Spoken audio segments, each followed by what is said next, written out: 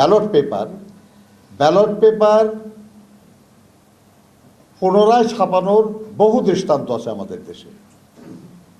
কাজেই এটা আপনাদের সংশোধন করা উচিত এবং দরকার হলে আপনারা পুনরায় ছাপায় এটা বিলি করবেন। সময় আছে, এ ব্যাপারে যথেষ্ট সময় আছে। তো আমরা আপনাদেরকে অনুরোধ করব যে আপনারা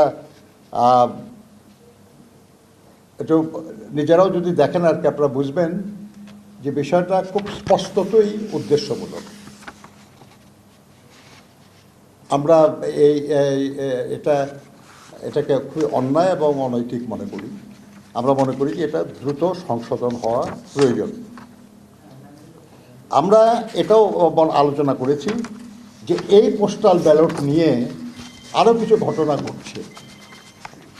আপনারা কেউ খেয়াল করে থাকতে পারেন যে বাহরাইনে একজন জামায়াত নেতার বাসায় 200-রও বেশি ব্যালট পেপার নিয়ে কাজ করার ভিডিও, প্রায় 7 মিনিটের ভিডিও ভাইরাল হয়েছে। আপনাকেই বলছি, ইন্স্যুরেন্স করলে সিটিতে সুরক্ষা পাবেন নিশ্চিত। ব্যালট পেপার আপনার একটা আমানত। আমার ব্যালট পেপার আমি ছাড়া আর কেউ দেখার সুযোগ নাই। এটা শুধু উচিত না তা না, এটা বেআইনি। আপনারা জানেন যে ভোট কেন্দ্রে আপনারা নিশ্চয়ই অনেকেই ভোট দিয়েছেন, যদিও বহু বছর অনেকেই ভোট দিতে পারেন নাই। আপনি যে ব্যালট পেপারটা নেন, এই ব্যালট পেপার নিয়ে আপনি একটা এনক্লোজারের মধ্যে যান এবং সেখানে আপনি ব্যালট পেপার ভোট দিয়ে আপনি সেখানে বাক্সে ফেলে আসেন। এর মাঝখানে আর কারো এই ব্যালট পেপার দেখার বা আর কারো এই ব্যালট পেপার হাতে নেওয়ার কোনো সুযোগ থাকে না। অথচ দেখা যাচ্ছে যে এক বাড়িতে অনেক ব্যালট পেপার নিয়ে তারা কাজ করছে।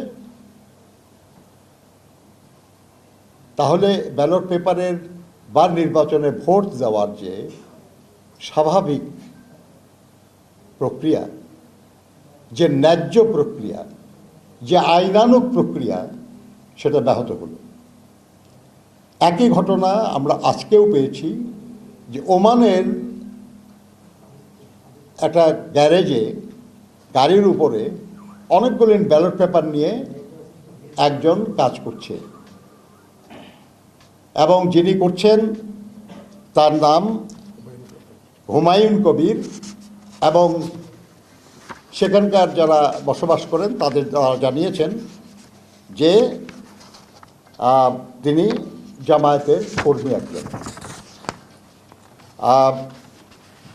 এসব ঘটনা অত্যন্ত উদ্বেগজনক এবং গতকালও আমরা শুধু বাহরাইন নেতা জানতাম, সেটা নিয়ে আমরা আলোচনা করেছি। আমরা নির্বাচন কমিশনকে বলেছি যে ব্যাপারে কার্যকর ব্যবস্থা আপনারা নেন। তারা বলেছেন যে তারা শুনেছেন এবং তারা এমবাসির মাধ্যমে খোঁজ নেওয়ার চেষ্টা করেছেন। সেখানকার যারা কর্মকর্তা ওই দেশের, তারা বলেছেন যে ইয়েস, এরকম একটা ঘটনা যে রিপোর্ট হয়েছে এটা সত্য এবং এটা অসত্য বলার কিছু নাই। আপনার এই ভিডিওটা দেখলে আপনারা পরিষ্কার বুঝবেন, একেবারে চেহারা স্পষ্ট এসছে এবং অসংখ্য ব্যালট পেপার তাদের টেবিলে, কেউ এটা হাতে নিয়ে কাজ করতেছেন, সবাই দেখতেছে আর কি। আমাদের ধারণা যে এই 2 জায়গায় এটা ধরা পড়েছে, কিন্তু এছাড়াও অন্যান্য দেশে এই একই কৌশলে ব্যালট পেপার নিয়ে এই ধরনের ছিনিমিনি খেলা হচ্ছে বা হতে পারে। আমরা নির্বাচন কমিশনকে অনুরোধ করেছি যে এটা বেআইনি কাজ এবং যারা এই বেআইনি কাজ করেছে খুব দ্রুত তাদের বিরুদ্ধে যদি শাস্তিমূলক ব্যবস্থা নেওয়া হয়, তাহলে হয়তো অন্যরা সাবধান হবে, এই ধরনের অপরাধ নাও করতে পারে। তারা বলেছেন তারা এ ব্যাপারে উদ্যোগ নেবেন, কিন্তু আমরা জানি না যে কতটা উদ্যোগ তারা নেবেন এবং কি করবেন তারা।